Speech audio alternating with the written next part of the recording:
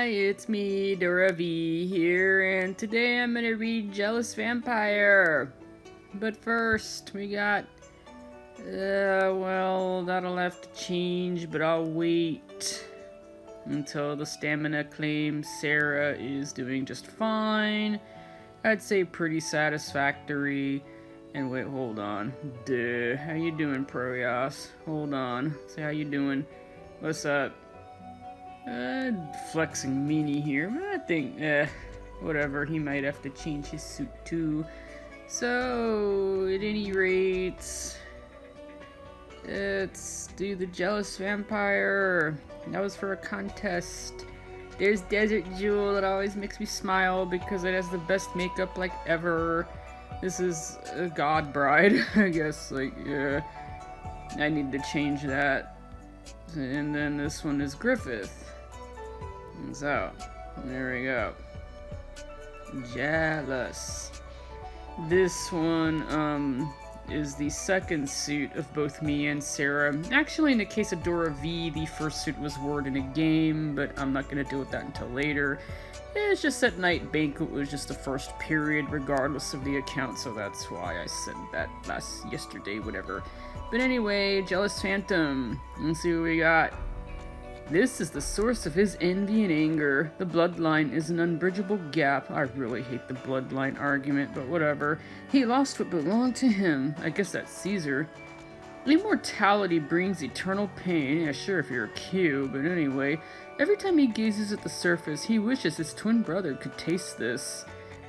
Taste this? Okay. The moon has two sides. With one side bright and clear, the other side is cold, hiding in the shadows. It is very true, especially our moon. The kindred only bows to the strong, as opposed to what? He owns everything of Shadow City except the light cast down from the surface. Of course you don't own the sun, why would you do that? Anyway, the thorns in Shadow City look deathly dark, and only by absorbing fresh blood can there bloom blood-red flowers. Okay, terrific. And then, the angst gnaws at his wretched soul. The resonance from another hymn passes over, and the envy burns his heart. Okay. Sad, sad trombone. Let me get the other set up. Yala. What a sad way to live, though. Anyway, it should be the same here. The world has forgotten them and considers them an absurd legend. Day after day, hatred is brewed. Expect no less from the kindred.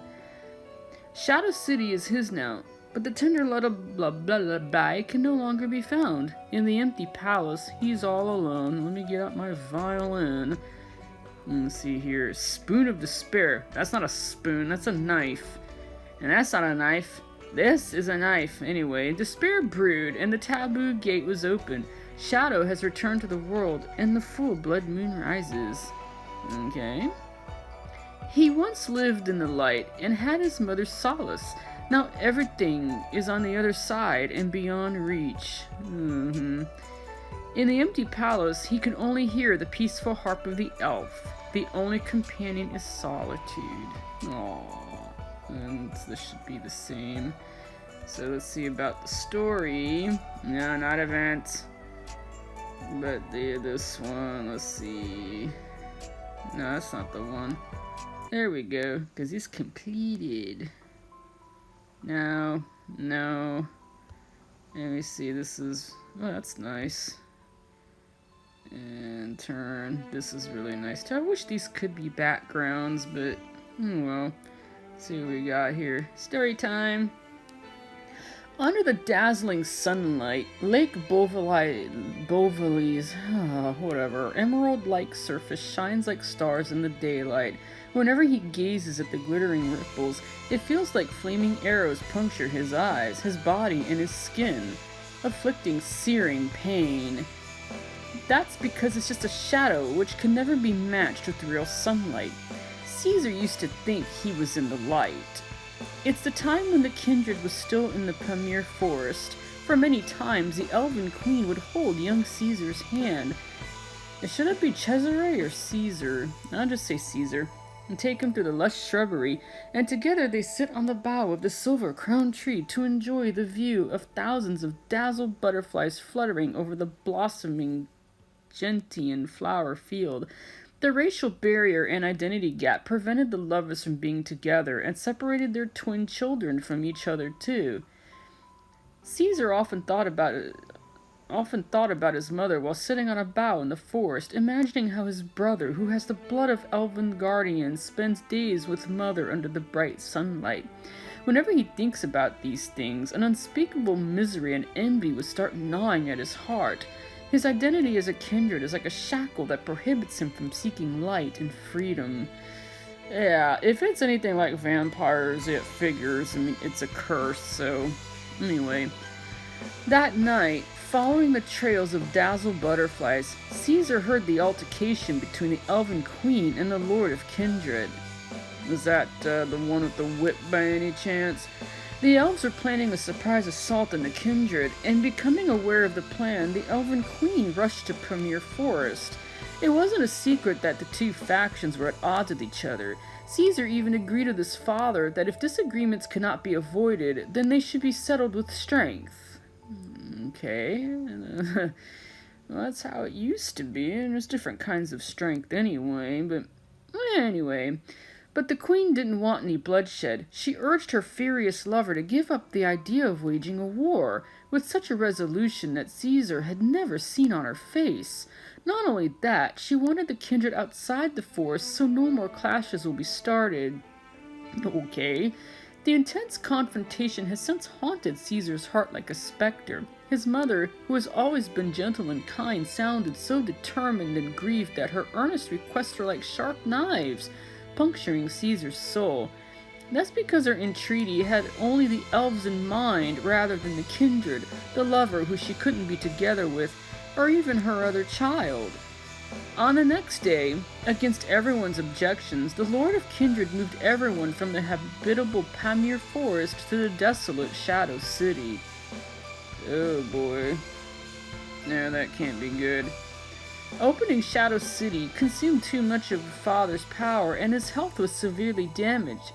He passed his throne to his only child when he was dying, however. Caesar couldn't feel even a bit of joy from the immense power he obtained.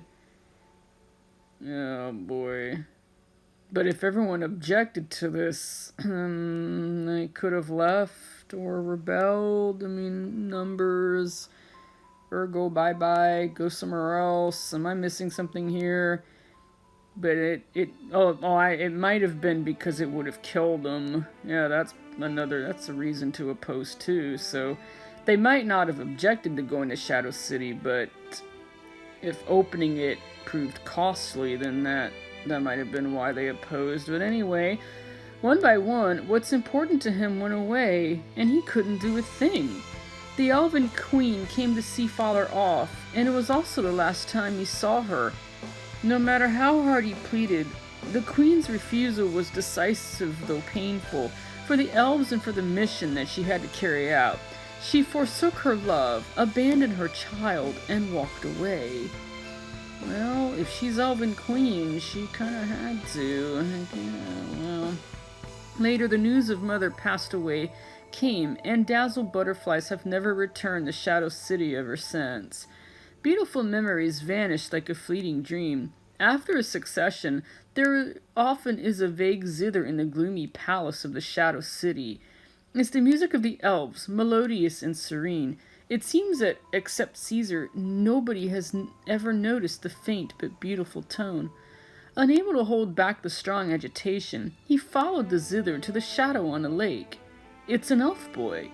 With silver long hair under radiant sunlight, he looks like a gorgeous oil painting enveloped in a halo. The scintillating light dances like the fluttering, dazzled butterflies. The resonance in blood let Caesar know that his twin brother, who he had never seen before, but deprived his right under the light. Are you blaming Chloris for this, really? Anyway. In an instant, perhaps it's the daze of the sunlight or the pain inside, Caesar fainted and sank down to the bottom of the lake. Jeez, where was he? Damn. But anyway, Under the dazzling sunlight, Lake Beauvolet's emerald-like surface shines like stars in the daylight. Whenever he gazes at the glittering ripples, it feels like flaming arrows puncture his eyes, and light bright, his body and his skin, afflicting searing pain. Eventually, he will incinerate everything in his way, until all he craves are seared with his name. Yikes. Okay. Yes, he's angry, Noodle. But yeah, at best, yeah, he's felt neglected and lonely. At worst, he's just a narcissistic ass. It could be both. Anyway, that's it with the Jealous Phantom. I do absolutely love this suit, by the way, and I have used it quite a bit, so...